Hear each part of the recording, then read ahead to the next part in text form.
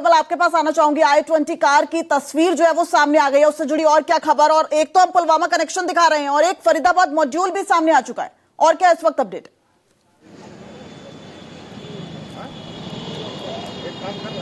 जी बिल्कुल, देखिए इस मामले में जैसे जैसे जांच आगे बढ़ रही है वैसे वैसे खुलासे हो रहे हैं, लेकिन साथ ही साथ सुरक्षा एजेंसियों पर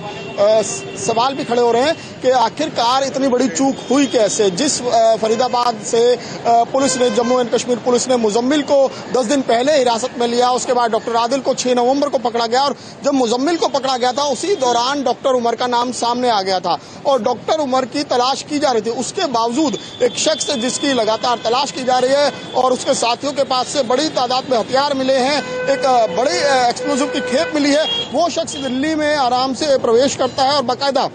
इसी पार्किंग में, देखिए ये जो मेरे पीछे आप पार्किंग देख रहे हैं, इसी पार्किंग में 3 घंटे तक गाड़ी पार्क रही और इस पार्किंग में भी गाड़ी पार्क कैसे हुई उसको लेकर भी सवाल खड़े हो रहे हैं, क्योंकि कल सोमवार का दिन था और सोमवार का दिन जो है वो, क्योंकि एएसआई के अंडर ये लाल किला आता है और उसकी पार्किंग, तो सोमवार के दिन लाल किला पूरी तरीके से बंद होता है लोगों के लिए, तो पार्किंग भी बंद रहती है। उस दौरान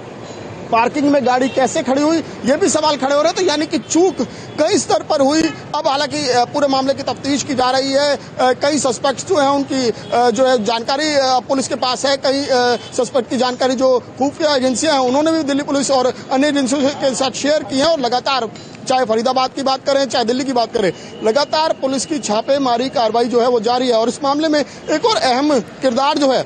वो है डॉक्टर शाहीना, जो वही अल-फलाह हॉस्पिटल जो है वहां से उसको भी डिटेन किया गया था, और डॉक्टर शाहीना ही वो है जिसकी गाड़ी का इस्तेमाल मुजम्मिल कर रहा था और मुजम्मिल ने उसकी गाड़ी में काफी हथियार रखे थे। उस गाड़ी से जब हथियार रिकवर हुए उसके बाद डॉक्टर शाहीना को पूछताछ के लिए हिरासत में लिया गया और उसके बाद उसकी गिरफ्तारी हुई है। तो जो जानकारी मिल रही है कि उसको रिक्रूटमेंट की जिम्मेदारी दी गई थी। और बहरहाल अगर यहाँ पर डॉक्टर उमर की बात करें, क्योंकि अभी जो एजेंसी है वो लगभग 99% तक श्योर है कि जो डॉक्टर उमर है वही इस पूरे हमले के पीछे था, वो खुद गाड़ी में था, खुद गाड़ी चला रहा था, लेकिन उसकी पुख्ता तौर पर इसकी पुष्टि के लिए जो डीएनए रिपोर्ट है उसका इंतजार किया जाएगा कि क्या इस जो अटैक में, क्या ये सुसाइड बॉम्बर का अटैक था या फिर किस तरह का हमला था, क्योंकि एक्सप्लोजिव की जहां तक बात है तो अमोनियम नाइट्रेट की पुष्टि हो चुकी है। और हालांकि फोरेंसिक रिपोर्ट अभी जो क्लियर है वो और ज्यादा उससे क्लैरिटी आएगी जब फोरेंसिक रिपोर्ट सामने आएगी, लेकिन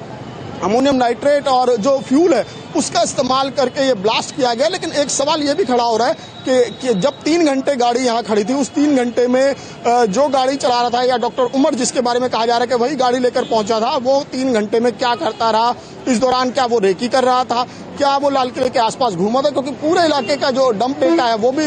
दिल्ली पुलिस ने लिया है, जिसमें इस पार्किंग के एरिया का डंप डेटा काफी महत्वपूर्ण हो जाता है कि क्या वो इस पार्किंग में जब मौजूद था, क्या उसने कुछ लोगों से बात की, क्या वाकई में उसे कोई हैंडलर था जो लगातार उसे निर्देश दे रहा था, और किस तरीके से उसने ये बम जो या ये कहें जो ब्लास्ट उसने किया है तो वो ये बम क्या पहले से बनाकर लाया था यहाँ या फिर इस गाड़ी में यहाँ पर पार्किंग में गाड़ी लगाकर उसके बाद इसको प्लांट किया गया। तो तमाम चीजें हैं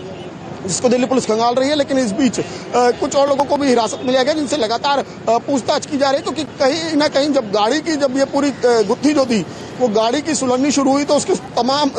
गाड़ी के तार घूम फिरकर उमर से जुड़े, और इस बीच जिन के पास ये गाड़ी रही है उनको भी पुलिस ने फिलहाल हिरासत में लिया और उनसे भी लगातार पूछताछ की जा रही है कि कहीं वो भी तो इसी मॉड्यूल का हिस्सा नहीं है। जी।